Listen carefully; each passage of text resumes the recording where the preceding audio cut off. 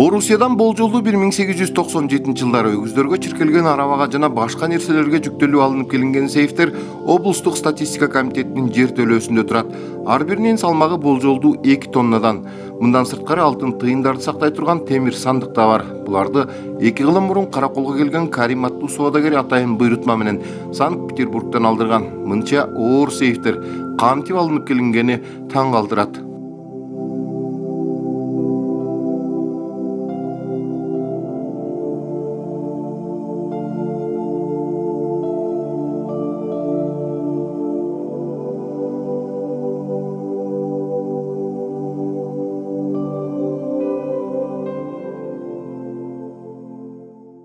Biz алганда ушул имаратта ушул сейфтер калган экен.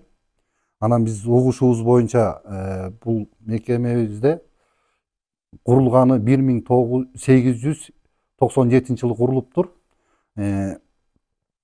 Ошо курулгандан кийин ушу Карим аке деген татар курган экен.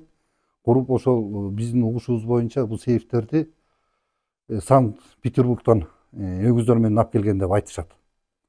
Анан ал киши куруп эметип иштетип жашап жүргөндөн кийин бул Сбербанкка өтүптүр. Сбербанктан анан бизге өтүп атат. Анан ушу азыр өзүбүздүн карегинде кармап сактап келатабыз. Ушу мекемени да, ушу сейфтерди кызыккан кишилер көп. Кээде туристтер келип көрүп калат, кызыгып сурап калышат. Анан эми муну айта кетсек, ошол бу да ошо чогуу тиги сейфтер менен биргеликте келген экен. Муну ошо тыйын сактачу сандык деп аталат экен. Ошо биздин угушубуз боюнча. Анан бу да ошо биздин эмеде баланста турат бүгүнкү күндө. Өзүнүн арегинде муну да сактап келатабыз. Андан сырткары ушу банктан калганбы, бул эшиги 1 метрде болгон курулган экен. Биякта ошо комната сейф деп, комната сейф кылып кийин ушу Сбербанк колдонуп жүргөн экен биякты да. Ошондон бери азыр бияктын да акыбалы жакшы, таза, өзү эмеси менен кармап келатабыз.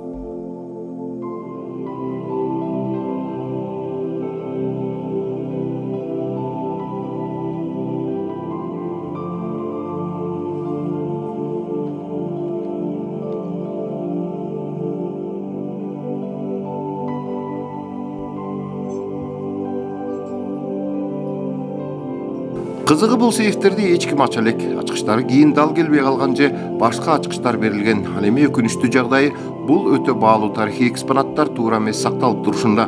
Четинен дат басып бара жатат. Сейфтерди бир нече жолу чыгарып кетүүгө дагы аракет кылышкан дешет. Бирок оордугун албам калып калган.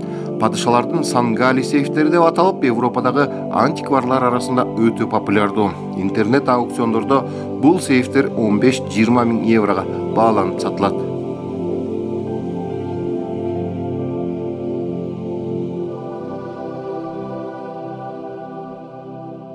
Келип кызыгып көргөндөр болду. Бишкекке алып чыгабыз дегенде, бирок муну бияктан чыгарганга мүмкүнчүлүк жок.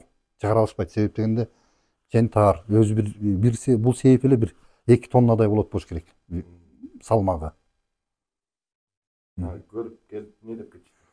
Кызыгып кетип, анан ачып көрөлү дейт. Анан эми биз анчалык арылатып, анан ачтырганга эме кылган жокпуз. Кийин убагы келгенде балким музейге өткөрөбүзбү? Бул мекемени кызыккан музей кызыгып жүрөт бүгүнкү күндө.